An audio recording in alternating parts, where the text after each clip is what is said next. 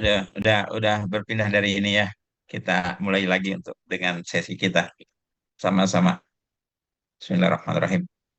Oke, Sampaikan dari mulai dari fungsi, kemudian yang lainnya sampai tadi karakteristik, bahwasanya manajemen dalam diimplementasikan antara lain pendekatan sifat, pendekatan perilaku, dan juga pendekatan situasional.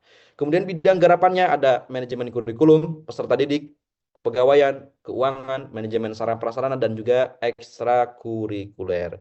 Baik teman-teman sekalian, demikian yang bisa kami sampaikan sebagai pemantik. Nanti kita lebih dalamnya di diskusi gitu ya. Nanti kita akan diskusi bareng, teman-teman nanti akan juga sharing mungkin yang sudah bergerak di bidang ini di sekolahnya masing-masing. Banyak saya lihat Masya Allah yang sudah punya pesantren, yang sudah punya sekolah. Ini kan kita minta pengalaman dan juga ilmunya nanti dari teman-teman semua. Ini kayak kita sebagai pemantik aja, bukan berarti sumber semua bahasan dari kami, tapi kita sebagai pemantik diskusi nanti. Baik, selanjutnya saya sampaikan kepada makalah atau pemakalah pemateri dari kelas A. Fadol. Sekian demikian. Assalamualaikum warahmatullahi wabarakatuh. Waalaikumsalam warahmatullahi Assalamualaikum warahmatullahi wabarakatuh. Baik, terima kasih kepada Ustadz Moderator ya, telah mengizinkan untuk kelompok kami, kelompok 2 dari kelas A, yang insya Allah akan mempresentasikan terkait dengan tema yang sama. Baik, untuk menghemat waktu ya, kita langsung saja ke materinya.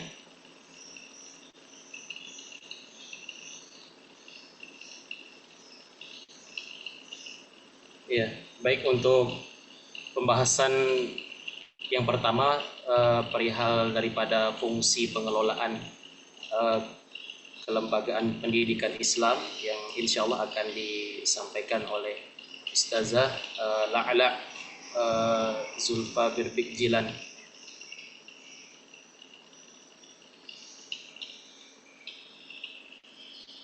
Baik, terima kasih Pak Rizky Mubarak. Jadi untuk pembahasan yang pertama, masih belum terbuka ya share screen-nya. Ada kendala mungkin, Pak Rizky.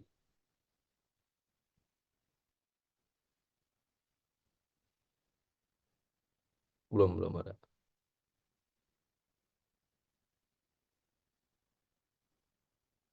Oke, langsung saja ya.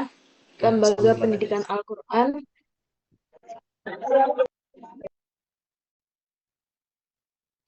Jadi pendidikan Al-Quran adalah lembaga pendidikan keagamaan Islam yang bertujuan memberikan pengajaran bacaan, tulisan, hafalan, dan pemahaman Al-Quran.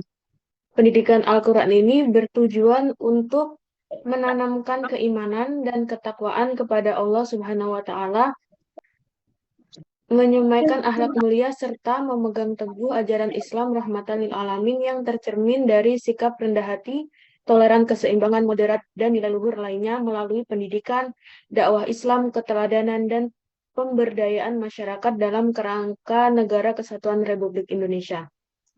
Selanjutnya, fungsi pengelolaan lembaga pendidikan Al-Quran. Sama seperti penjelasan sebelumnya, ada 4 fungsi pengelolaan lembaga pendidikan Al-Quran. Fungsi yang pertama yaitu fungsi perencanaan atau planning.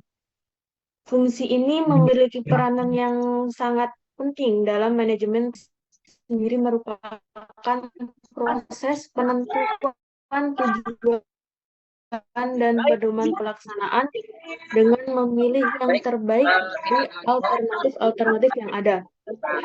Jadi beberapa hal yang harus tercakup dalam perencanaan, antara lain yang pertama penentuan prioritas sehingga pendidikan dapat berjalan dengan efektif.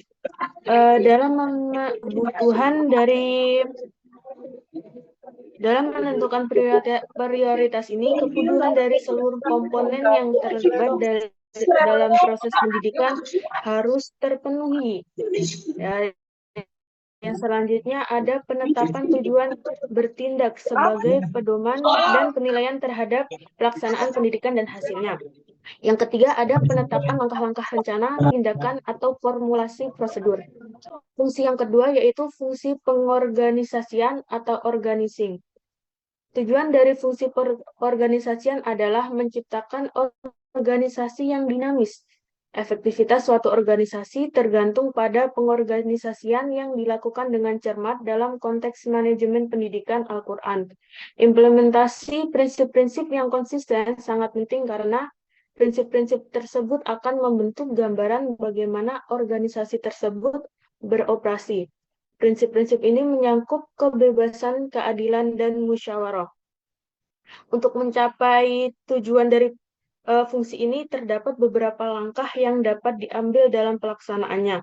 Yang pertama, merinci pekerjaan ke dalam tugas operasional. Yang kedua, mengelompokkan tugas dalam setiap posisi secara profesional. Yang ketiga, mengintegrasikan jabatan operasional ke dalam unit yang saling terkait. Keempat, menempatkan individu sesuai dengan kemampuannya. 5. Menyesuaikan tanggung jawab dan wewenang bagi setiap anggota. 5. Menyediakan fasilitas untuk karyawan. Yang ketujuh, memastikan bahwa organisasi beroperasi sesuai dengan petunjuk dan hasil pengawasan. Selanjutnya, fungsi yang ketiga ada fungsi pergerakan atau pelaksanaan. Fungsi pergerakan pada dasarnya melibatkan memberikan arahan, motivasi, dan bimbingan kepada seluruh sumber daya dalam organisasi agar mereka memiliki kesadaran tinggi untuk melaksanakan tugas dengan baik. Dalam konteks manajemen pendidikan Al-Quran, fungsi ini menekankan pentingnya keteladanan, keterbukaan, konsistensi, keramahan, dan kebijaksanaan. Banyak pihak yang menganggap bahwa dalam manajemen, fungsi pergerakan ini merupakan fungsi yang paling kompleks di antara seluruh fungsi-fungsi manajemen lainnya.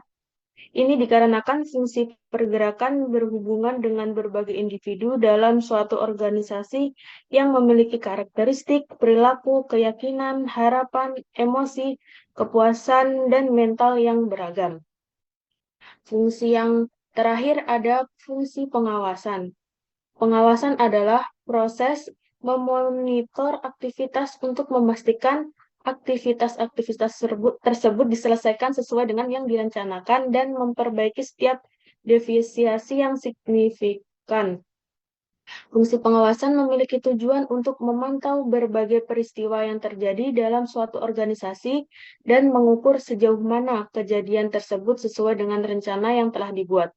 Dalam konteks manajemen pendidikan, terutama dalam manajemen pendidikan Islam, pengawasan diutamakan untuk memahami kejadian atau peristiwa yang terjadi selama proses pembelajaran. Selanjutnya akan dibacakan oleh Bapak Rizky Mubarok. Baik, baik, terima kasih. Berikutnya adalah terkait dengan pendekatan pengelolaan kelembagaan pendidikan Islam. Yang perlu kita ketahui bahwa pendekatan pengelolaan kelembagaan pendidikan Islam itu adalah cara pandang atau strategi yang digunakan untuk mengatur dan mengelola berbagai aspek dalam penyelenggaraan pendidikan Al-Quran. Tentunya bertujuan untuk mencapai efektivitas dan efisiensi dalam proses pembelajaran, sehingga peserta didik dalam hal ini dapat mencapai tujuan pendidikan Al-Quran secara lebih optimal. Berikutnya yang perlu kita ketahui bahwasanya pendekatan pengelolaan lembaga pendidikan Al-Quran itu tentunya adalah suatu proses yang sistematis dan terencana, yang tadi untuk mengatur dan mengelola sumber daya baik itu manusia, keuangan, sarana prasarana dan lain-lainnya, yang mana untuk mencapai tujuan daripada pendidikan Al-Quran itu sendiri, seperti misalkan menghasilkan lulusan yang kompeten dalam membaca, menulis, menghafal, memahami, dan mengamalkan Al-Quran itu sendiri dalam kehidupan sehari-harinya. Nah, dalam konteks pengelolaan secara optimal, maka dalam pendekatan manajemen pendidikan Islam itu ada 4 pendekatan utama yang diterapkan dalam manajemen pada umumnya. Nanti kita sandingkan kepada manajemen dalam pendidikan Islam. Nah, yang pertama itu adalah pendekatan klasik. Pendekatan klasik itu terbagi menjadi dua aliran utama. Yang pertama adalah manajemen yang mendorong penggunaan metode ilmiah, dengan tujuan menemukan cara terbaik untuk melaksanakan pekerjaan tertentu.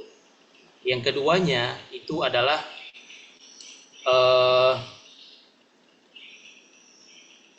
pendekatan manajemen yang mengikuti teori administrasi, lebih memusatkan perhatian pada organisasi secara keseluruhan dan cara untuk meningkatkan efektivitas dan efisiensinya. Nah, tadi yang pertama tadi adalah pendekatan klasik yang beraliran metode ilmiah, penggunaan metode ilmiah.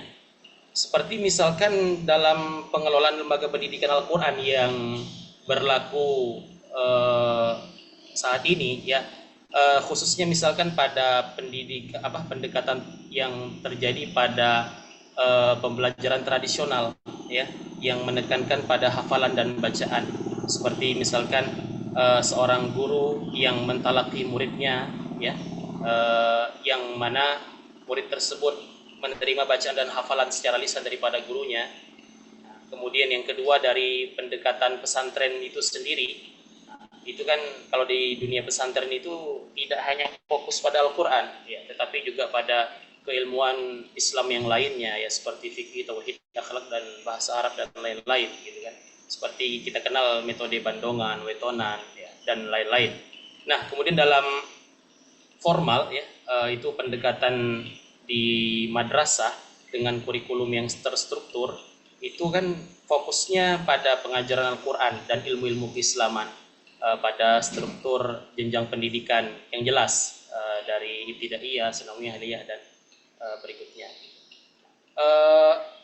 Dan metode yang diterapkan pada jenjang ibtidaiyah, sanawiyah, dan aliyah ini itu tentunya agak lebih mirip pada pesantren, pendekatan pesantren, yang mana dia lebih terstruktur dan memiliki evaluasi yang secara berkala.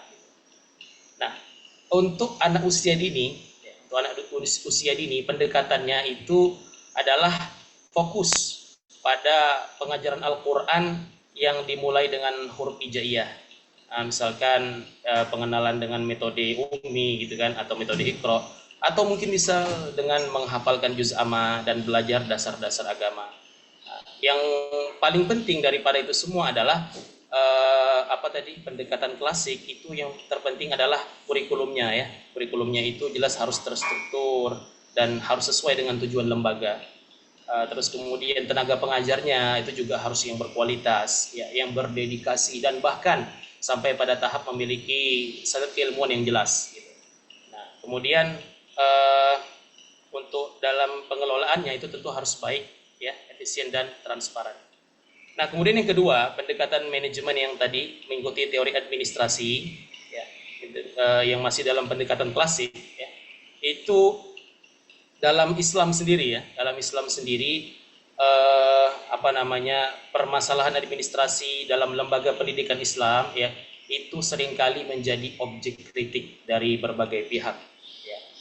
Salah satu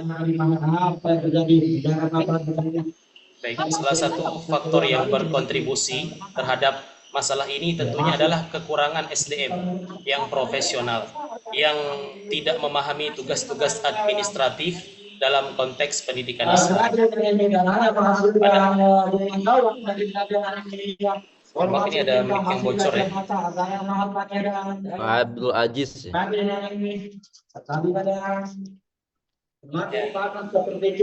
Ya, baik, kita lanjutkan. Nah, jadi prinsip administrasi dari pendekatan administrasi dari pendekatan klasik ini tadi adalah kerjasama tentunya, dan keterhubungan yang erat antar individu, ya, yang diatur dengan jelas dan tertulis, sebagaimana yang diajarkan oleh Rasulullah SAW, bahwa dalam hadis yang orang-orang mukmin itu saling mencintai, mengasihi, dan menyayangi bagikan satu tubuh, ya, Apabila satu tubuh itu sakit, maka seluruh tubuhnya akan sakit juga gitu, merasakan sakitnya. Nah, ini perlu dikuatkan lagi. Kemudian yang kedua adalah pendekatan perilaku. Pendekatan perilaku ini adalah pendekatan yang menjadi strategi berikutnya untuk mencapai tujuan daripada lembaga pendidikan Islam itu sendiri.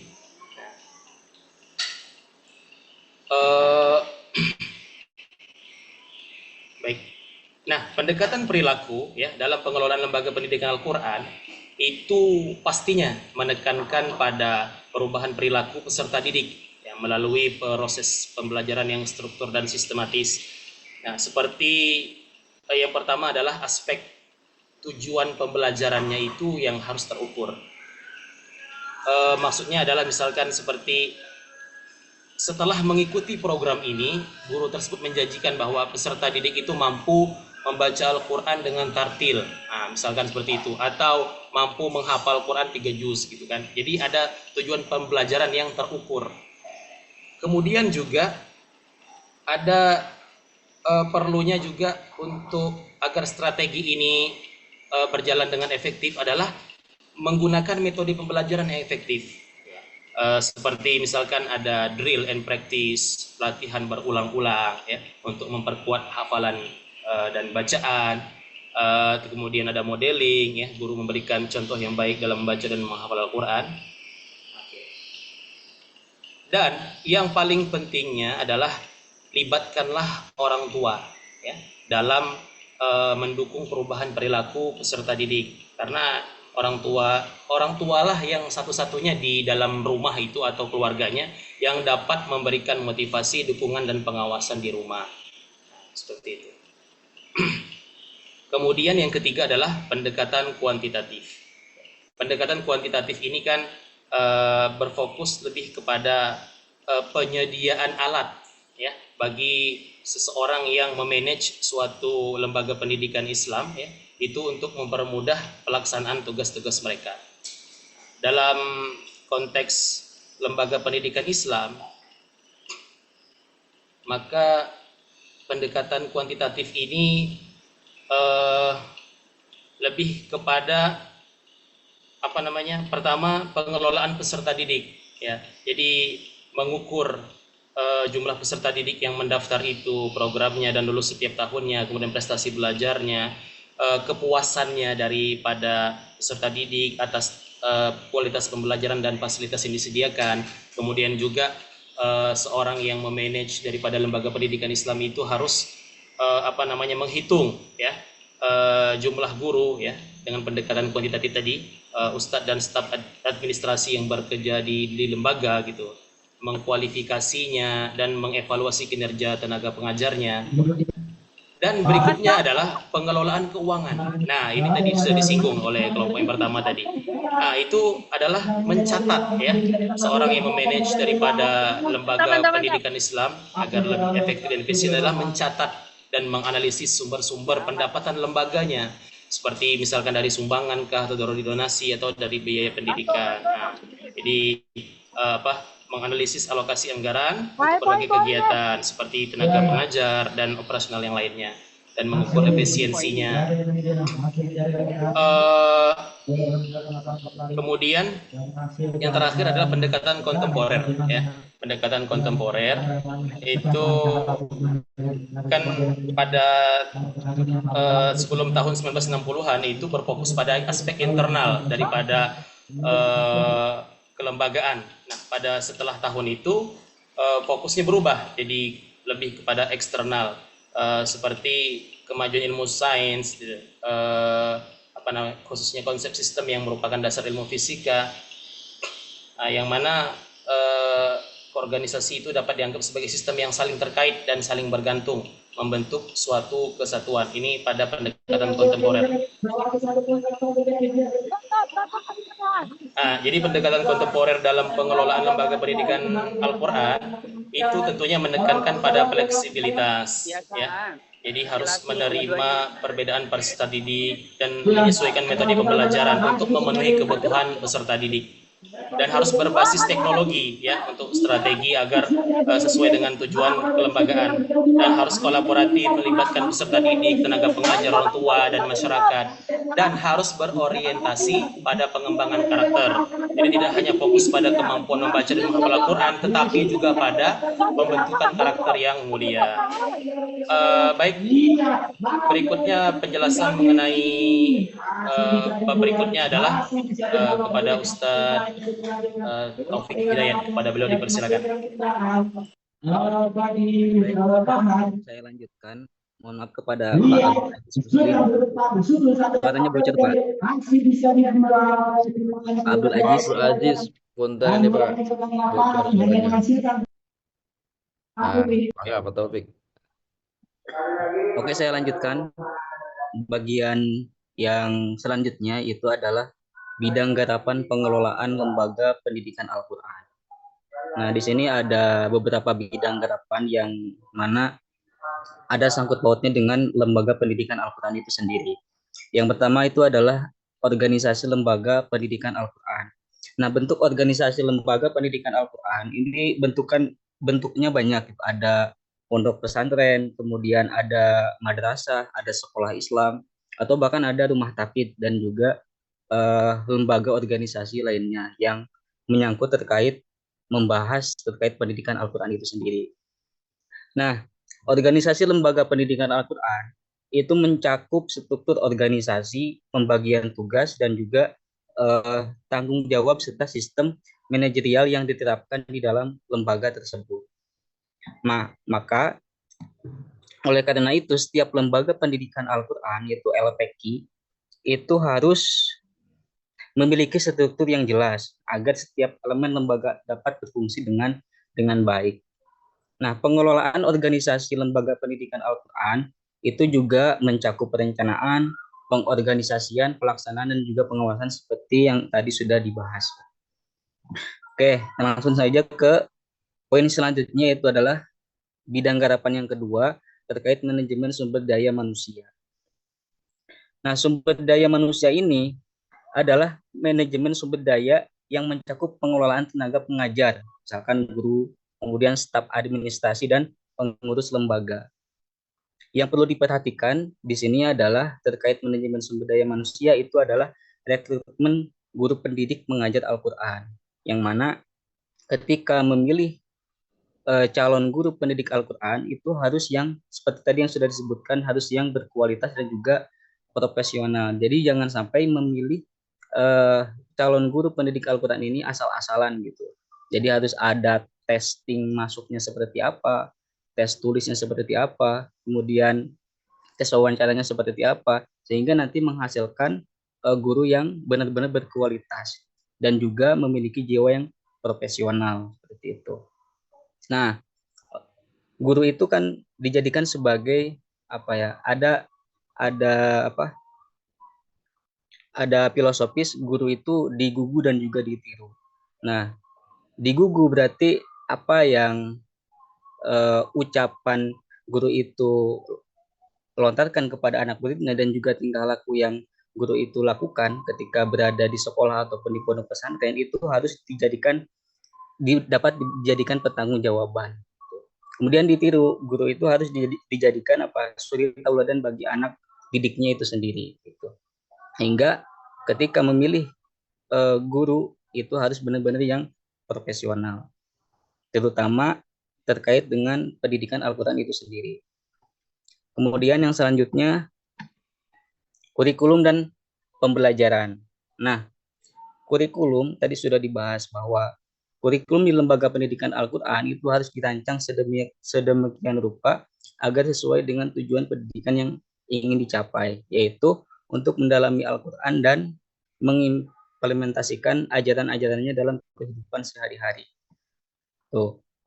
Dan proses pembelajaran Al-Quran di lembaga pendidikan Al-Quran itu harus memperhatikan metode yang tepat agar peserta didik dapat memahami dan menghafal Al-Quran dengan mudah. Nah, metode pembelajarannya itu bisa dilakukan dengan bervariasi ya, mulai dari metode tradisional ataupun juga dengan menggunakan teknologi modern, sehingga apa yang disampaikan oleh guru itu bisa dengan mudah dipahami oleh siswa itu sendiri.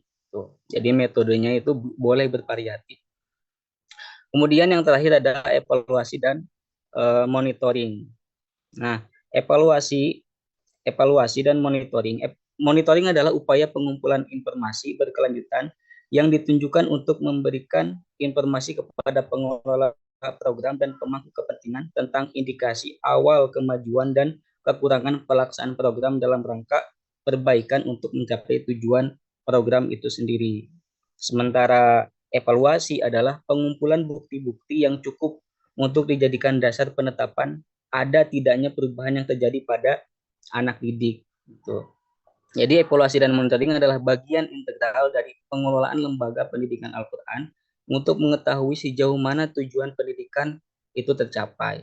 Nah, evaluasi ini meliputi penilaian terhadap hasil belajar siswa, keberhasilan dalam hafalan, serta tingkat pemahaman terhadap tafsir dan juga tajwid yang sudah diberikan oleh gurunya masing-masing. Seperti itu.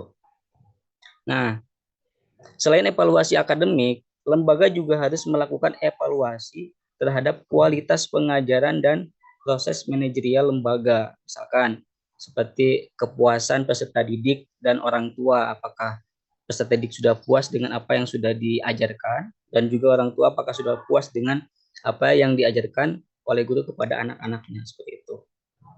Itu harus ada evaluasi seperti itu. Oke, mungkin terakhir kesimpulan, saya rasa nggak perlu dibacakan karena sama saja seperti yang sudah dibahas tadi, baik oleh kelompok kami maupun oleh kelompok kelas 4B. Itu saja mungkin yang bisa kami sampaikan.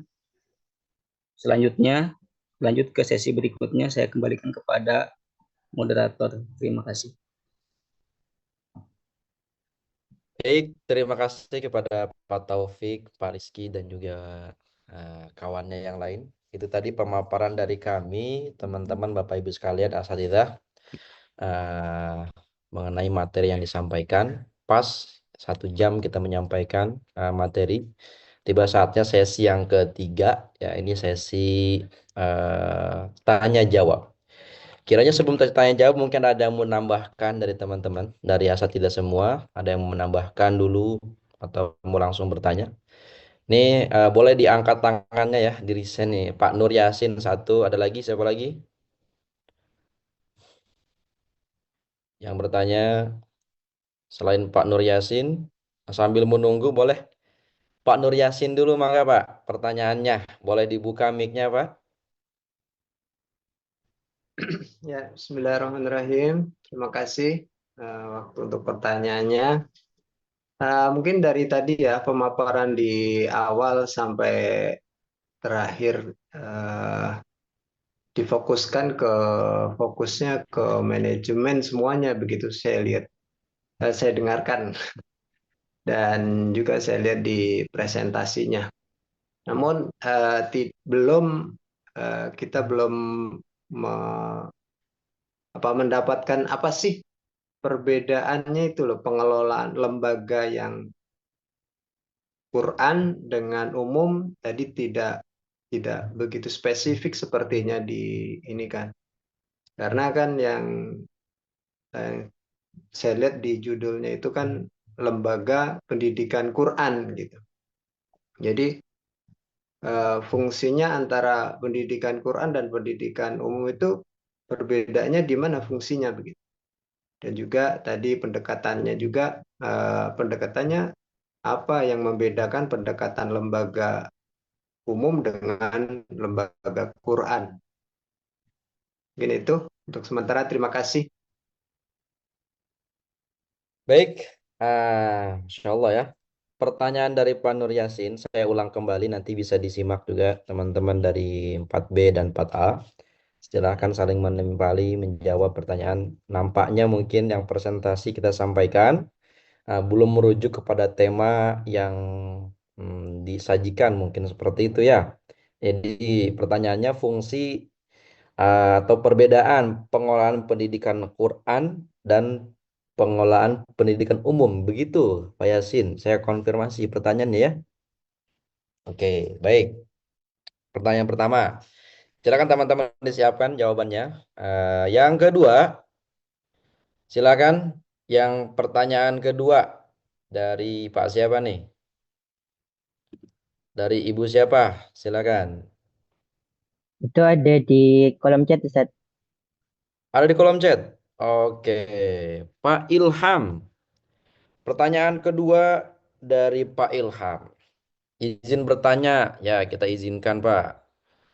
Apa atau bagaimana konsep hikmah dalam Islam dapat diimplementasikan dalam setiap tahap perencanaan dan evaluasi dalam manajemen pendidikan Islam? Saya ulangi lagi ya. Bagaimana konsep hikmah yang ditanyakan konsep hikmah dalam Islam dapat diimplementasikan di setiap tahap perencanaan dan evaluasi dalam manajemen pendidikan Islam. Jadi ini konsep hikmah ya untuk pertanyaan kedua dari Pak Ilham. Konsep hikmah dalam diterapkan dalam pendidikan Islam khususnya di tahap perencanaan dan evaluasi.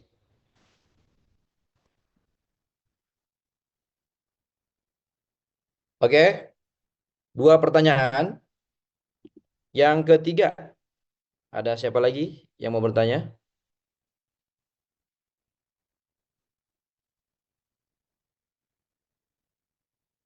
Pertanyaan ketiga, ada? Tidak ada? Satu penanya terakhir, sesi pertama nih, ya. Nah, sambil menunggu teman-teman yang lain nanti untuk menjawab, nah kita buka satu pertanyaan terakhir.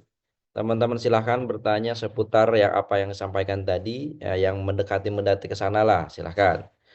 Yang bertanya kira-kira siapa nih? Pak Rido kayaknya udah membuka mic nih kali. Ush. Siapa lagi? Atau kita mau jawab dulu? Mungkin teman-teman nanti sambil dipersiapkan. Oke, untuk pertanyaan saya ulang ya, dua pertanyaan dari Pak Nur Yasin dengan Pak Ilham. Perbedaan atau fungsi perbedaan pengolahan lembaga Quran dan lembaga yang umum. Apa bedanya? Gitu. Ini pertanyaan pertama dulu kita fokuskan. Yang kedua konsep hikmah tadi tuh dari Pak Ilham. Silakan. Yang mau dahuluan siapa? Dari kelompok A, Pak Rizky, Ustaz La'la. Silakan. Pak Rizky, Pak Taufik. Izin menjawab. Ya, silakan. Bu Lala, silakan. Izin menjawab pertanyaan dari Pak Nur Yasin ya tentang perbedaan dari fungsi pengelolaan. Jadi untuk fungsinya sebenarnya hampir sama ya pastinya. Mungkin perbedaannya itu di fokus pembinaannya saja. Kalau untuk lembaga Quran, fokusnya ke pembinaan spiritual, pendidikan karakter. Jadi fokus ke pengajaran agama, penghafalan Al-Quran, dan pembentukan akhlak Islami yang sesuai dengan ajaran Islam. Bentar, Bu Lala, ini Ya. kayak Pak Abdul Aziz bocor terus nih suaranya. Lagi hajatan kayaknya, lagi hajatan ini beliau. Lanjut, Bu Lala, enggak? Oke, sedangkan untuk pengelolaan lembaga umum ini lebih difokuskan kepada pendidikan akademik dan pengembangan kemampuan intelektualnya. Jadi fokus pada penyampaian ilmu pengetahuan dan keterampilan praktis di berbagai disiplin ilmu, juga menyiapkan peserta didik untuk mencapai tantangan duniawi dan kebutuhan pasar kerja. Jadi perbedaannya di fokusnya saja. Kalau untuk yang lain hampir sama saja gitu. Saya gitu Pak Nur Yasin. Oke, Mungkin baik. ada tambahan atau Saya tebali dulu tadi dari Bu Lala berarti Pak Nur Yasin. Kita juga mohon maaf berarti nih dari dua kelompok jika materi kita belum tersajikan gitu ya, tersajikan tersampaikan maka kita tadi buka juga sesi teman-teman mau menambahkan silahkan gitu ya. Tapi alhamdulillah ini langsung ada berarti terjawab penyampainya ketika ada sesi tanya jawab gitu ya. Jadi tadi mungkin dari Bu Lala itu sendiri bahwasanya yang mungkin membedakan fokusnya tadi gitu ya. Kalau mungkin yang disampaikan kita dari segi konsep segala macamnya sama, tinggal difokuskan kepada khusus lembaga tentang pendidikan Quran. Kalau dari segi konsep perencanaan dan sebagainya, kita fokuskan ke situ dan sebagainya gitu ya. Konsep perencanaan sampai evaluasi, itu fokusnya kepada pendidikan Al-Quran. Nah, kita misalkan mau di lembaga Quran kita, mau pakai metode apa? Perencanaan kan tuh. Kita mau ngajarin anak-anak itu baca Quran, contohnya khususnya misalkan kita mau pakai metode apa? Metodenya nah, metode Iqra misalkan, metode tilawati, metode Umi.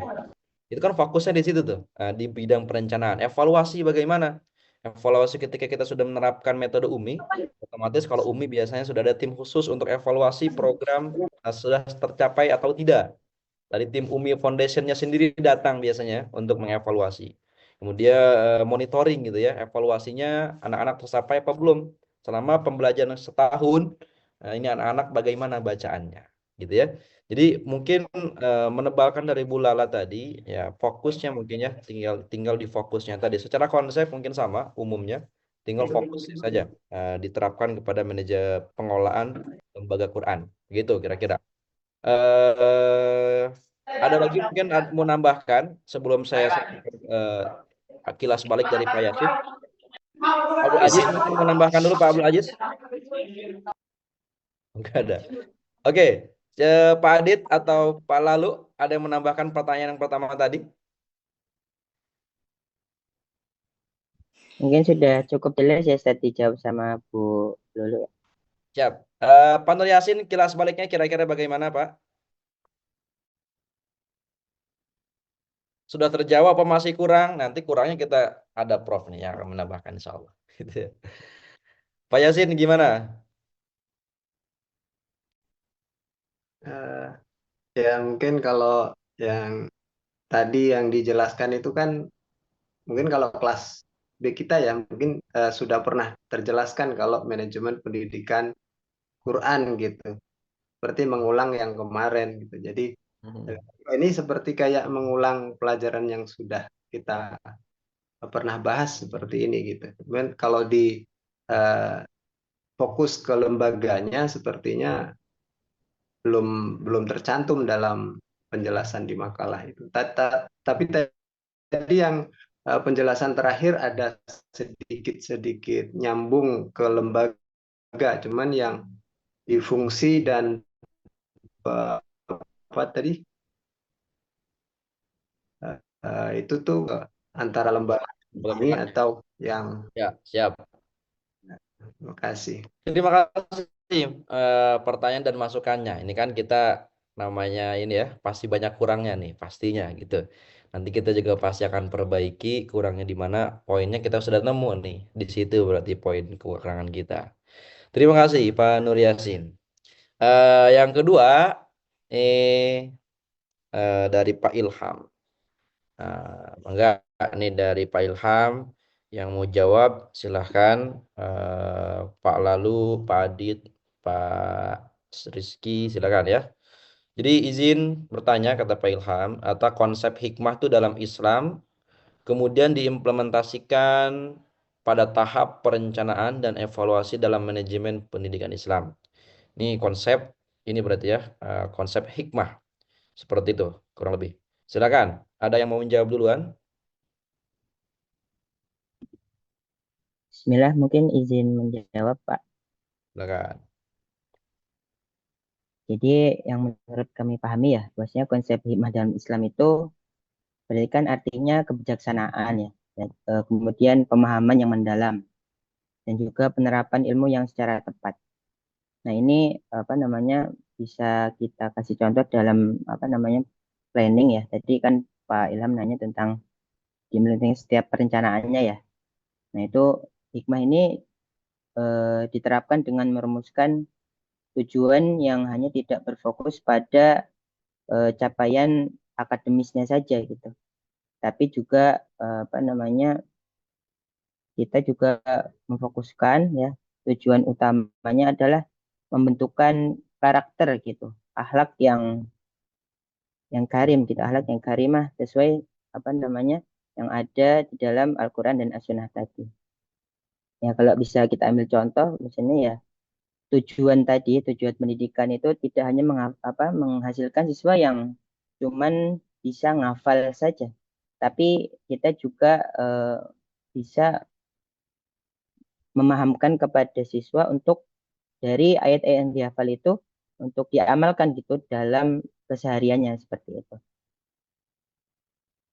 Kemudian di dalam tahapan evaluasi ya, eh, hikmah yang mungkin bisa digunakan itu untuk menilai hasil belajar itu siswa secara komprehensif, tidak hanya dari aspek kognitif saja ya, tetapi juga afektif dan juga psikomotorik gitu. Contohnya eh, kita bisa mengevaluasi ya siswa itu tidak hanya dengan kemampuannya dalam menghafal ya.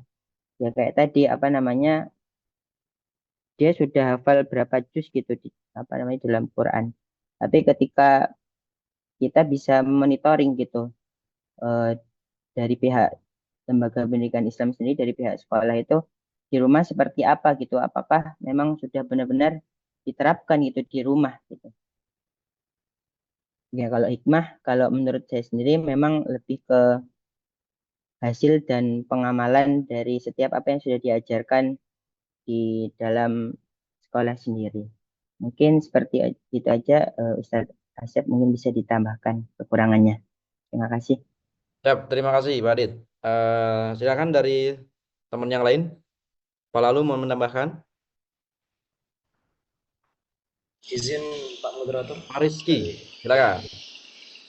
Terkait dengan pertanyaan Ustadz Ilham itu ya tentang implementasi konsep hikmah dalam perencanaan maupun evaluasi dalam ruang lingkup pendidikan Islam, itu tentunya kita sebagai orang beriman yang mengimani Al-Quranul Karim, maka kita harus yakin bahwasanya konsep hikmah itu merupakan salah satu kunci daripada kualitas ya dan relevan dengan kebutuhan zaman. Itu yang mesti kita yakini. Karena apa? Dengan berlandaskan hikmah itu lembaga pendidikan Islam itu sendiri tentunya ya akan menghasilkan seseorang dalam tanda kurung ini peserta didik yang tidak hanya kompeten dalam ilmu pengetahuan ya, tapi juga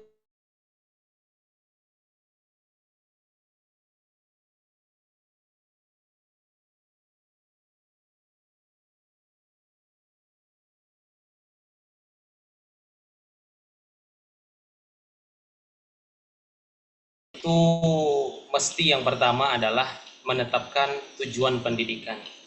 Ya. Tujuan pendidikan Islam itu sendiri kan adalah yang paling tinggi adalah menghambakan diri kepada Allah Subhanahu wa Ta'ala. Itu dulu. Jadi implementasi konsep hikmah dalam tahap perencanaan itu harus berdasarkan itu, bukan hal-hal yang lain dulu. Itu kan yang pertama. Terus kemudian yang kedua dalam tahap perencanaan itu adalah menyusun kurikulumnya, ya. Yang mana kurikulum itu tentunya harus relevan ya dengan peserta didik. Makanya dikatakan dengan konsep hikmah ya pasti relevan karena kan hikmah itu adalah yu'til hikmata may yasha' wa may yu'tal hikmata faqad utiya khairan katsira. Ya, siapa orang yang diberikan hikmah maka dia diberikan karunia anugerah yang luar biasa. Nah, jadi tentunya konsep hikmah itu pasti relevan dengan kebutuhan peserta didik. Dan kemudian yang berikutnya dalam tahap perencanaan itu adalah pemilihan metode belajar. Nah, metode belajar ini kan tentunya setiap peserta didik itu memiliki kemampuan yang berbeda-beda dalam menangkap apa yang dipelajari. Nah, maka tentunya dari seorang pengajar yang memiliki hikmah, maka dia telah dianugerahi oleh Allah Subhanahu wa Ta'ala dengan anugerah yang luar biasa. Utiya katsira, pemberian yang sangat banyak. Berarti dia sudah mampu untuk mensesuaikan dengan karakteristik peserta didiknya ya, dan materi pembelajarannya. Dan pada tahap evaluasi, tahap evaluasi tentunya harus ya dilakukan evaluasi itu secara komprehensif, mencakup daripada aspek kognitif, afektif, dan psikomotorik serta didiknya, ya. Dan juga para pengelola, ya, pengelola daripada lembaga pendidikan Islam itu sendiri yang tentunya harus memfasilitasi daripada tahap evaluasi ini, ya, baik itu dalam bentuk tes, observasi, wawancara, dan portofolio.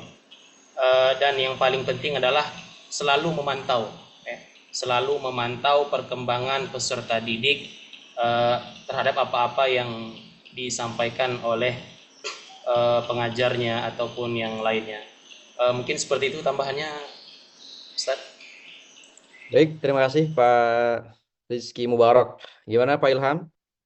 Ada yang mau ditanggapi?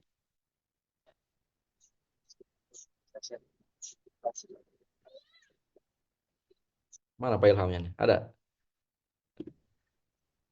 Oke, baik. Siap, siap. Ada kilas baliknya tanggapan dari Pak Ilham? Nah, kalau tidak ada, saya sebelum diserahkan kepada Prof, ingin mungkin menebalkan kembali dari diskusi ini, khususnya tadi tentang pertanyaan dari Pak Yasin gitu ya, mengenai lembaga pendidikan, pengolahan lembaga pendidikan formal, Quran dan umum gitu ya. Jadi kan kalau kita lihat secara garis besar, kan lembaga itu, dalam lembaga itu ada berbagai macam lembaga pendidikan. Nah, ada yang namanya lembaga pendidikan formal, ada yang namanya non formal, ada yang informal. Nah, sebagaimana sih kalau dalam kita merujuk pada Undang-Undang tahun nomor 20 tahun 2003 tentang Sisdiknas, ya, disebutkan bahwa lembaga pendidikan formal adalah jalur pendidikan yang terstruktur dan berjenjang. Dari mulai TK gitu ya, ini yang formal tuh. Mulai taman kanak-kanak, RA, sekolah dasar, MI, SMP, Madrasah Sanawiyah, SMA, MA sampai SMK dan terakhir perguruan tinggi atau universitas. Nah, kalau yang lembaga non formal, nah itu kan lembaga yang pendidikan yang disediakan bagi warga negara yang tidak sempat mengikuti atau menyelenggarakan pendidikan pada jenjang tertentu. Yang mungkin biasanya disediakan ada kelas paket kurang lebih seperti itu ya. Ini yang non formal. Kemudian ada juga lembaga yang informal. Nah, ini apa sebenarnya perbedaan antara formal, non formal dan juga informal? Sedikit satu saja. Kalau dari formal, contoh perbedaannya itu eh, peserta didik. Nah, kalau yang formal, peserta didiknya yang menerima muatan kurikulum sifatnya homogen. Yang kedua, kalau yang non formal, peserta didik yang menerima muatan kurikulum sifatnya heterogen. Nah, macam-macam. Kemudian yang ketiga, yang informal, peserta didiknya yang menerima muatan kurikulum sifatnya heterogen juga. Ini yang sekilas mungkin perbedaan antara formal dan non formal. Berarti kalau yang lembaga Quran tergantung nih masuknya kemana gitu ya. Ada yang lembaga pendidikan Quran, ada yang masuk ke formal juga ada gitu ya. Langsung diinjek ke situ. Ada yang masuk ke lembaga non formal, ada juga yang informal. Itu kalau yang misalkan tentang pengolahan pendidikan Al-Qur'annya begitu kira-kira. Begitu karena waktu kita sudah terbatas, ini waktunya saatnya mungkin Prof untuk menambahkan dari diskusi yang masih banyak kekurangan ini. Nah, silahkan Prof. Kami tunggu tambahannya. Terima kasih. Kita serahkan kepada Prof. Farizal. Falyatafadhal ali masyura.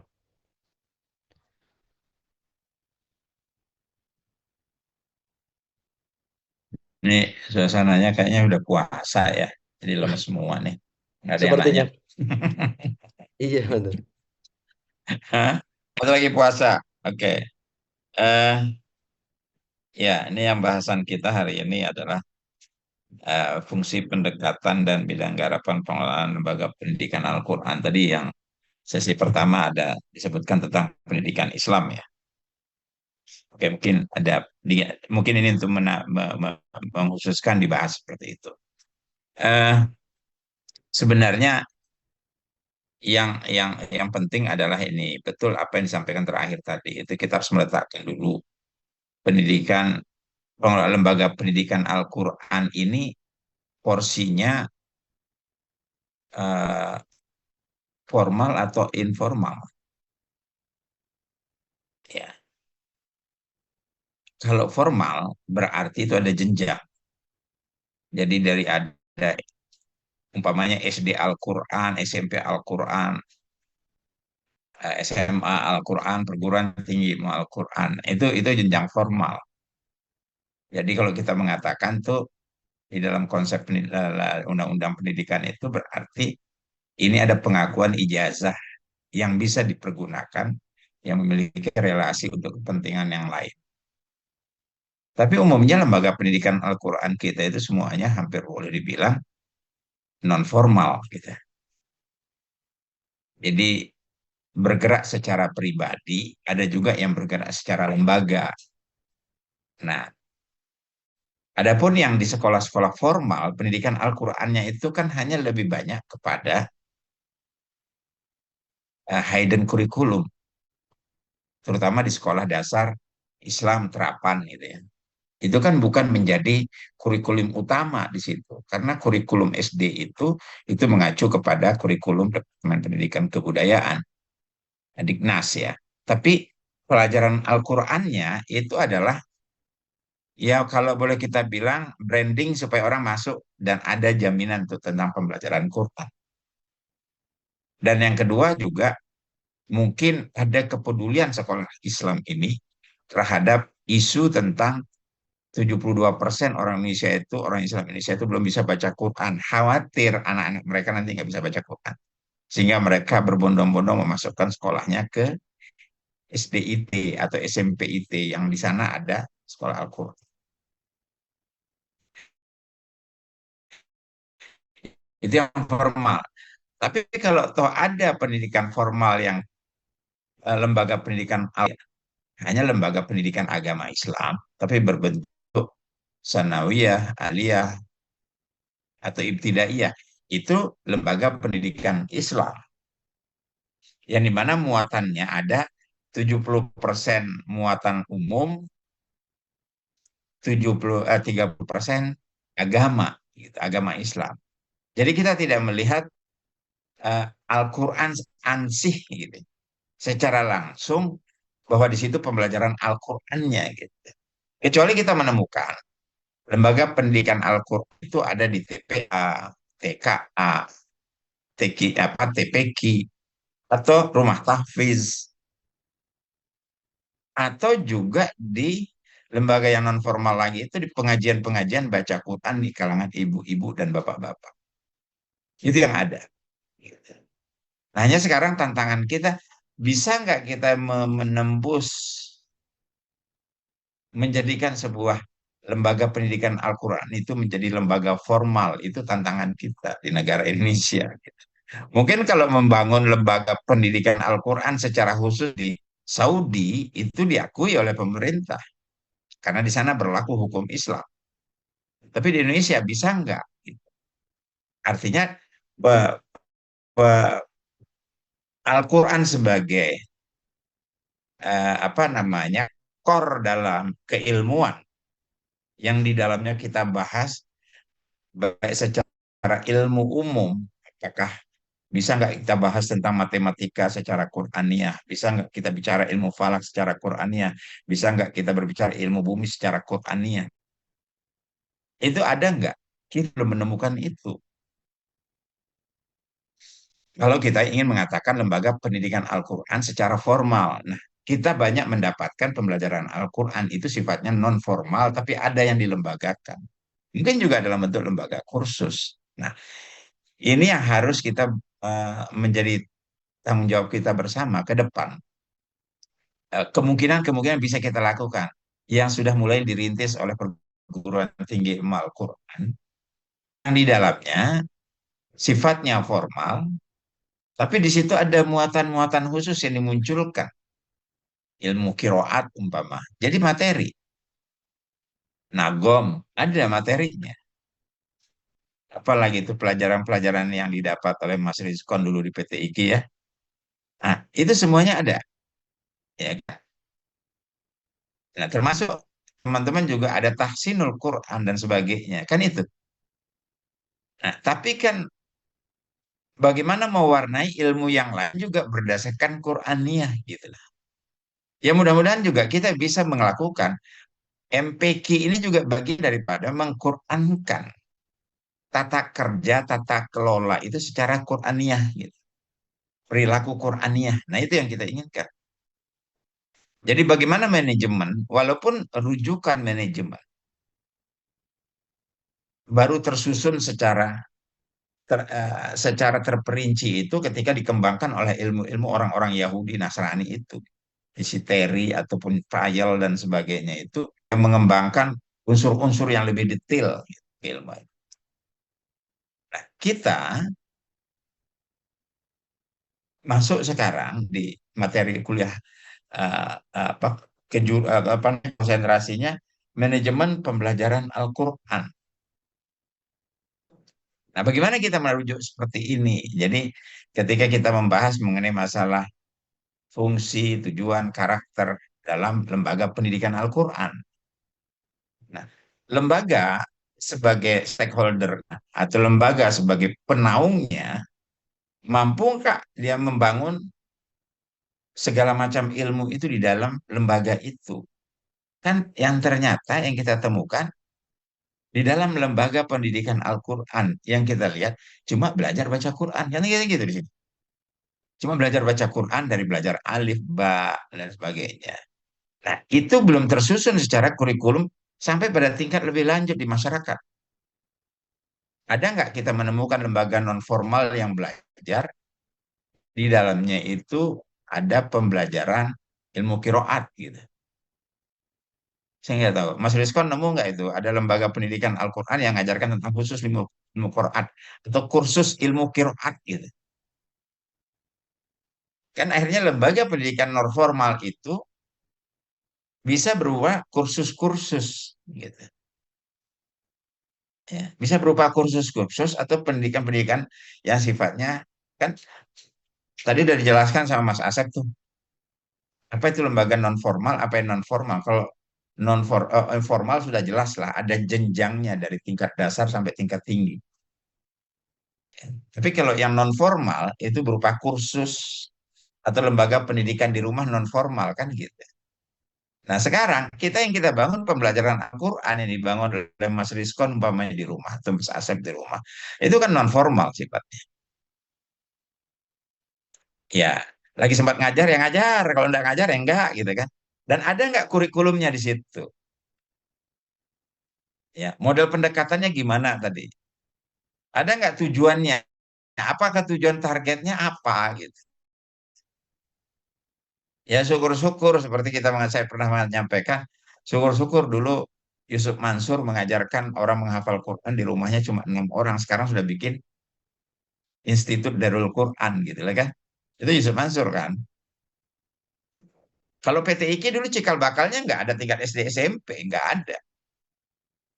Hanya kepedulian daripada Menteri Agama Ahmad Dahlan karena tidak ada perguruan tinggi ilmu Al-Quran, dia bikin.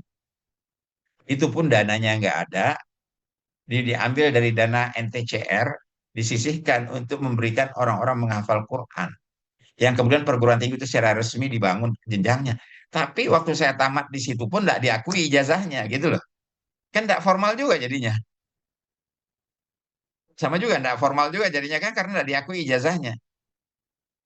Tapi ketika tahun 80-an, 80, 90 bisa diikut sertakan ke UIN baru diakui gitu ijazahnya. Nah, sekarang PTIK diakui ijazahnya oleh pemerintah karena orang sudah bisa memuatkan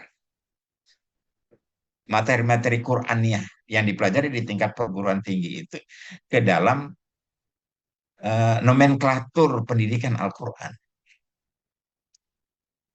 Itu. Nah, sekarang kan lembaga kita kan ini kita bicara lembaga ya. Anda mungkin eh, eh, be- tidak belum pernah mengalami pendidikan guru agama. Pernah ngalamin nggak di PGA sekolah? Belum, Prof. Belum pernah kan? Mas Asep sudah pernah Belum, sekolah di belum. PGA? Belum kan? Kalau saya dulu sekolah saya PGA, pendidikan guru agama gitu. Ada PGA 4 tahun, ada PGA 6 tahun.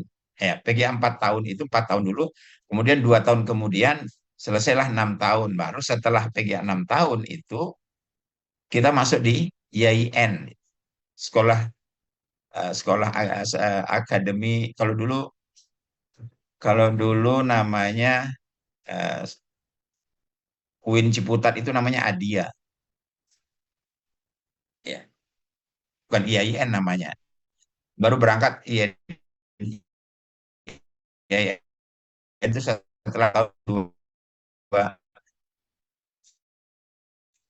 dua ribu tahun 1980-an. Ada IAIN dulu tahun 70-an itu persiapan masuk IAIN itu masih tingkat SMA. Jadi teman-teman, sekolah yang dikelola Departemen Agama itu saya paham banget kayak gitu ya. Karena dulu pertama kali Departemen Agama itu membuat sekolah formal itu cuma satu, Sekolah Guru Hakim Agama tahun 50-an, tahun 50-an. Karena kita baru merdeka, masih ada namanya konferensi meja bundar, masih ada perang di Surabaya, ada namanya masih Belanda itu masih masih gentayangan untuk ingin menguasai Indonesia itu tahun 50-an itu. Ayah saya juga masih yang namanya nangkep Jepang, nangkep Belanda itu masih masih ada gitu. Tapi tahun 57 SGHA itu dipecah. SGHA itu dipecah menjadi dua, satu menjadi PGA, yang kedua menjadi pendidikan hakim. Apa tujuannya? Memenuhi kebutuhan guru agama Islam di seluruh Indonesia. Makanya PGA dibikin di setiap provinsi dulu. Itu ceritanya PGA, pendidikan guru agama. Ada sekolah umumnya SPG. Karena itu bentukan Dignas ya dia sudah siap matang untuk siapkan guru. Tapi yang menyiapkan guru agama adalah Departemen Agama. Nah, kebutuhan sekolah pendidikan hakim Islam negeri itu untuk memenuhi pegawai-pegawai di pengadilan agama. Karena juga ada pengadilan kasus-kasus nikah talak rujuk itu. Nah, saya sekolah di PGA 4 tahun, tapi setelah 4 tahun saya masuk di pendidikan hakim Islam negeri di Jogja. Satu-satunya di Jogja. Tapi sebelumnya PGA itu seluruh Indonesia ada. Termasuk di PGA MAN 4 yang di Pondok Pinang itu dulu PGA negeri 6 tahun itu. Yang di Pondok Pinang itu PGA negeri 6 tahun ya. Banyak sekolah yang sekarang jadi MAN itu dulu dari PGA. Nah, artinya guru sudah dipersiapkan dulu. Tapi sekarang persiapan guru itu baru setelah di UIN, gitu. Baru jadi guru. Lah dulu orang diajarkan jadi guru itu sejak SMP gitu. Saking ingin mendidiknya orang Indonesia beragama gitu. Itu pengalaman saya dalam belajar menjadi guru agama gitu ya. Nah, di situ kita sudah belajar ilmu pedagogik, maka ilmu pendidikan sudah diajarkan di tingkat SMP. Dan itu kita hafal di luar kepala. Nah, kalau mahasiswa kan tidak mungkin hafal. Orang kuliahnya mahasiswa itu kupu-kupu, kura-kura, dan kunang-kunang gitu ya. Kupu-kupu itu kuliah rapat gitu kan. Kuliah rapat gitu ya. Kunang-kunang kuliah nangkring gitu. Kalau kunang-kunang itu kuliah pulang gitu. Karena kayak orang kuliah sekarang begitu kan. Kayak SKS, sistem kejar semalam gitu belajarnya. Beda gitu. Nah, lembaga itu sekarang kita kehilangan. Makanya saya kemarin ada ide. Saya bilang, gimana ya pemerintah itu coba bikin dong SMK guru gitu. Persiapan guru yang matang jadinya. Karena dulu ada SPG itu setingkat SMP, jadi sekolah pendidikan guru gitu. Ya, ya walaupun sekarang jiwa-jiwa guru sekarang itu udah lebih cenderung pragmatis kalau sekarang. Berbeda dengan guru-guru zaman kita dulu orang-orang tua yang sekarang jadi kepala pondok, sepuh-sesepuh kita di pondok pesantren itu. Ngajar ikhlas dan sebagainya. Kan gitu. Ajar Quran pokoknya malam didatengin. Oke. Kalau guru sekarang, kalau nggak pakai jam, nggak pakai ini. Udah habis jam ngajar saya. Kan gitu. Nah, oleh karena itu saya jadi kembali begini. Kembali kepada cerita awal tentang lembaga pendidikan Quran kita ini. Ya, saya bersyukur bahwa teman-teman sudah banyak punya lembaga rumah Quran. Karena belajar Quran itu bukan hanya sekedar membaca Quran, ya. Kalau belajar baca Quran itu memang sebaiknya di tingkat TPI, TPA, TPQ. Tapi belajar Quran ini kan nggak pernah sampai mati pun kita harus belajar Quran. Hanya kan lembaga-lembaga pendidikan Quran kita itu hanya walayahya walayamut, kadang-kadang hidup, kadang-kadang mati, gitu. Apalagi lembaga itu berada di bawah naungan masjid. Kalau mulai nggak suka, ada ustadznya diberhentiin, besoknya sepi lagi belajar. Nah, kita tidak punya lembaga yang khusus di masjid itu. Mungkin di masjidnya Mas Latif ada, ya. Di masjidnya Pak Latif ini ada lembaga pendidikan Qur'annya yang berjenjang gitu. Tapi ingat nggak kita ketika kita dulu sekolah madrasah diniyah, cuma belajarnya sore hari. Setelah SD pagi, sore hari kita belajar di madrasah diniyah. Walaupun itu hanya sekedar bermain, tapi sekarang itu udah mulai hilang. Kecuali di daerah-daerah, di desa-desa. Kalau di Jakarta sudah nggak ada lagi madrasah diniyah. Tapi sekarang dirubah kepada adanya TPA. Ya alhamdulillah ada TPA. Nah ini tantangan kita untuk ke depan. Ya. Jadi pada prinsipnya bahwa manajemen apapun yang kita terapkan, memang betul apa yang dikatakan Mbak Lala tadi. Bahwa prinsipnya umum secara manajemen itu apa saja sama. Apalagi kalau menyangkut dengan soal lembaga pendidikan. Kalau sudah kita bicara lembaga pendidikan, kita tetap harus menguasai standar yang diberikan. Apa standarnya? Standar isi, standar proses, kurikulum. Yang semua itu harus direncanakan. Kan ada 8 SNP. Nah ini Anda harus hafal sebenarnya 8 SNP ini Mas Asep nih. Ya. 8 SNP itu masih ingat kan 8 SMP kan? Standar isi, standar proses, standar kurikulum, standar tenaga pendidikan kan itu ada 8 kan. Nah itu Anda harus kuasai itu dan ketika kita membuat sebuah lembaga, maka lembaga ini harus memiliki standar ini. Ya. Kalau nggak ada, ya bagaimana menjadi sebuah lembaga pendidikan? Tapi kita yakin bahwa kalau lembaga pendidikan Al-Quran, standar isinya itu berpaten karena Al-Quran. Hanya tinggal kita mengurainya saja yang bisa, harus bisa. Ya, standar isinya Al-Quran itu menjamin hidup dunia akhirat. Tapi apakah ketika kita menjadikan sebuah kurikulum mengajarkan itu enggak? Kuliah pun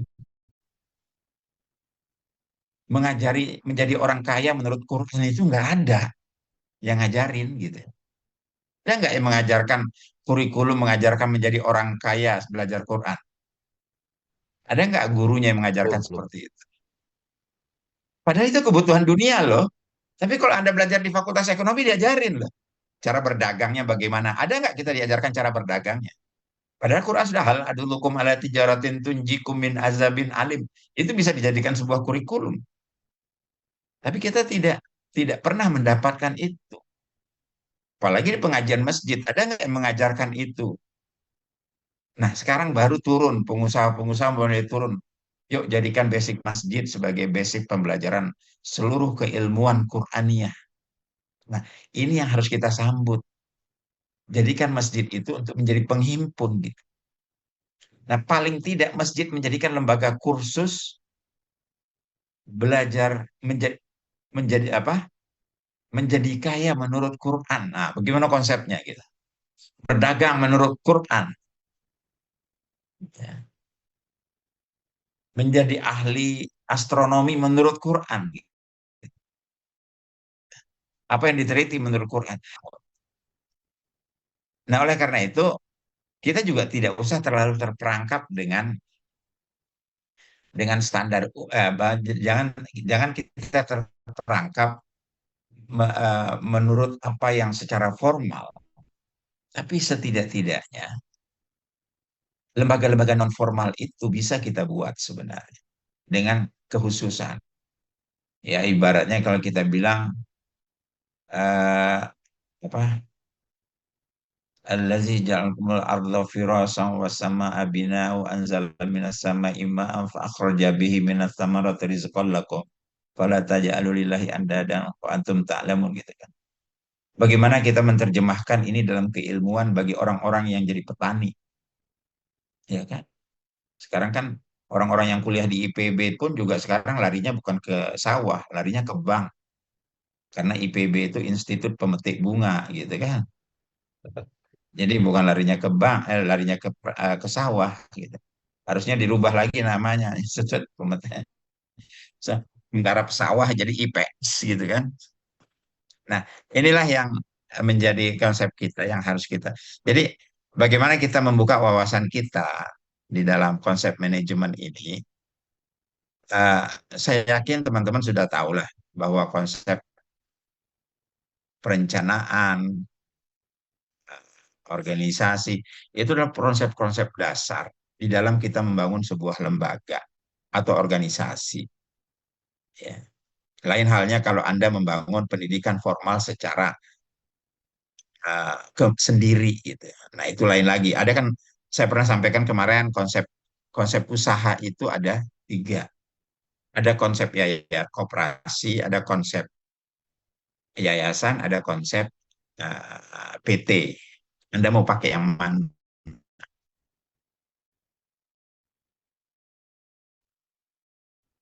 Ya. Anda mau ini menurut PT silahkan bisa. Ya. Tapi ada juga dalam hal yang tidak berbadan hukum. Ada yang punya modal, saya yang ngerjakan karena saya tidak modal. Yang punya modal kasih saya, Bapak Rizal, ini ada tanah, ada gedung, silahkan kelola, bikin pesantren. Oke, Anda jadi ustadznya, Anda jadi kiainya. Bisa kita melakukan dengan pengelolaan. Ada nggak yang siap seperti itu? Sekarang, apa ada teman-teman ya, adik-adik semuanya, pejabat-pejabat itu kaya-kaya sekarang. Hanya karena apa? Karena ada sebuah apa namanya? Kalau orang korupsi itu, kalau dia taruh uangnya di bank ketahuan. Makanya uang negara itu kosong begini itu karena uang beredar itu banyak disimpan di bunker-bunker mereka. Ya. Tapi kok uang beredar banyak, ya. Tapi catatan bank begini, kok di bank nggak ada duitnya, kok nggak ada disimpan di bank. Ya. Banyak uang beredar tapi di bunker. Anda ketemu kemarin siapa itu namanya? Orang apa pegawai Mahkamah Agung. Uangnya ketemu 1 triliun di atap rumahnya. Bayang, diperiksa coba. Itu hanya pegawai Mahkamah Agung bisa seperti itu. Gitu. Belum lagi emasnya, nilainya 1 triliun juga, ya Allah. Itu hidupnya berapa lama dan itu uangnya cash sifatnya. Cara orang korupsi seperti itu. Dan banyak lagi ya, itu hanya bagian kecil, masih banyak seperti itu. Dan ada pejabat yang tobat. Pak Farizal, saya punya tanah sih, bisa enggak dikelola? Udah nanti saya yang salah. Waduh, ini dari mana duitnya orang ini? Banyak seperti itu. Nah, tapi kan, nah itulah artinya ada kerjasama. Kita ahlinya, dia punya modalnya.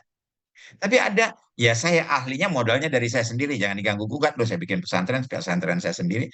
Itu masih budaya kita, masih budaya Indonesia, masih mau seperti itu. Tapi yang penting, ketika kita membangun lembaga, pasti ada orang lain yang ikut serta yang harus kita um, uh, apa namanya harus kita ayomi pegawai kita dan sebagainya.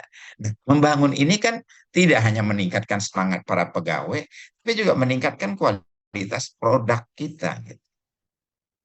Jadi ketika kita berbicara mutu, maka tergantung produk yang kita ini kan produknya isinya gimana. Maka ini harus di-manage juga, perencanaannya bagaimana. Sehingga saya ingin mengatakan bahwa begini, kalau Anda punya lembaga, saya yakin banyak masjid-masjid punya TPA. Tapi pernahkah masjid itu memiliki visi dan misi terhadap pendidikan TPA-nya?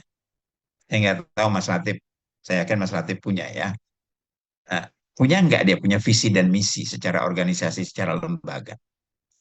Tapi adakah visi misi itu diceritakan kepada guru-gurunya yang mengajar di situ. Kira-kira ada nggak Mas Latif begitu? Lembaga masjid itu, wahai guru-guru kumpul, visi kita membangun pendidikan ini begini, begini, begini. Jadi Anda harus bekerja seperti ini. Ada nggak seperti itu?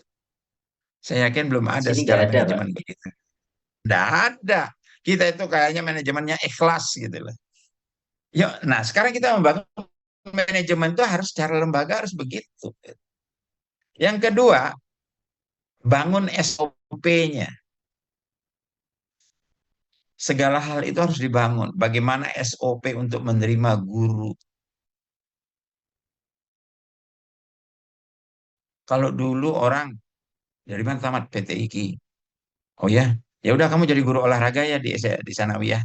Teman saya sekelas dulu di PTIQ jadi guru olahraga di Sanawiyah. Kan nggak matching arahnya gitu kan. Tapi sekarang orang sudah mulai seperti itu karena sudah pakai SOP. Tapi ada nggak lembaga pendidikan Quran memiliki SOP itu? Nah ini manajemen gitu.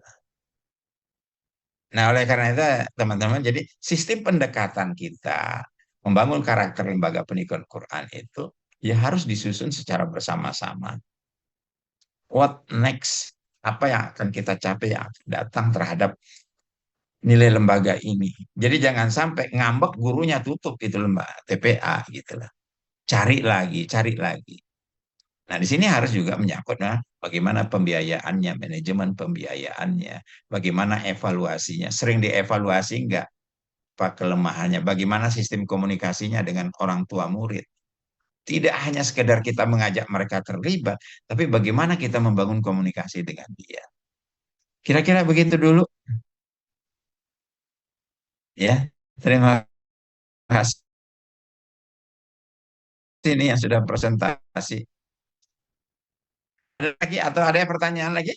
Yang satu. Cukup kayaknya Prof. Udah zuhuran ya. Ya, Cukup sepertinya. udah cukup ya, mau zuhur ya. Zuhur. Ada yang mau imam kayaknya. Nisma ada Nisma. Nisma hadir nggak? Nah, itu Pak Hadir, Latif sudah Prof. jadi imam tuh siap. Hadir, Prof. Hadir ya Ya, Nisma? Ya, oke, mau Prof. ya, Sinyalnya lagi kurang bagus. oke. Itu Lisma bukan. Bukan Oh, Nisma ada dua tapi tuh. Nisma. Nis. A kali ya, Itu Lisma. kelas A. Iya, Ya. Bu Nisma Zakia lagi ada acara Di mana keluarga. Pak Latif? Nisma? Bu Nisma lagi ada acara keluarga katanya. Oh, acara keluarga. Oke. Saya tulis AK. Acara. Saya tulis AK acara keluarga ya. Oke. Kemudian Azhar Maulana ada? Tidak ada Mas. Oke, nggak ada. Rizky Hanifan? Rizky Hanifan ada? Nggak Tidak ada ya? masuk. Ada acara. Ada acara juga. Danisah juga ada acara ya. Oke. Ibrahim? Ibrahim tadi awal mah ada nih, nggak ada kayaknya sekarang. Biasa beliau Istiqlal sama Zuhur main nih, gas. Ridho Rizky ada? Itu yang tulisan Pondok Quran Ustaz. siapa? Ya, ada. Hadir Ustaz. Oke, Ridho Rizky. Taufik Rahmat? Hadir. Taufik Rahmat hadir? Hadir, Pak. Ya, ya. Oh, mendengarkan Siti Aisyah, makanya namanya tidak ada. Ya. Fajrul Falah ada? Ahmad Fajrul Falah? Izin Prof, lagi ada acara keluarga Prof. Acara keluarga juga ya. Oke. Ya, ruahan semua ya. Oke, makasih banyak. Sampai ketemu setelah Ramadan. Selamat Ramadan. Allahumma balikna ila syahri Ramadan. Mudah-mudahan kita sampai di bulan Ramadan. Yang pasti sibuk nih Rizkon. Jadi sana-sini kan ya. Saya mau kasih manasik dulu di Tasikmalaya karena akan berangkat umroh tanggal 3 Maret. Wih, Ya, Masya Allah. Tanggal berapa, Ya. Pak Dokter? tanggal 3 Maret saya berangkat. Oh, 3 Maret. Oh, insya Allah ketemu nanti. Insya Oh Allah. ya, dengan siapa? Saya berangkat tanggal 19 Ramadan, insya Allah. Oh, saya 19 Ramadan saya sudah balik. Oh, Saya sampai tanggal iya. 14 Ramadan, sampai 12 Ramadan. Hmm. Cuma 10 hari lah di Mekah. Insya Allah mau ngerasain Lebaran di sana, Pak. Lebaran di sana kalau mau sholat Idnya di masjidnya dari jam 1 malam ya. Oh, Jadi Masya jangan coba-coba bangun setelah baru mau bangun, mau ke masjid itu jam 5 pagi sholat Lebaran, sholat Id. Saya sudah 4 kali mengalami puasa dan Lebaran di sana.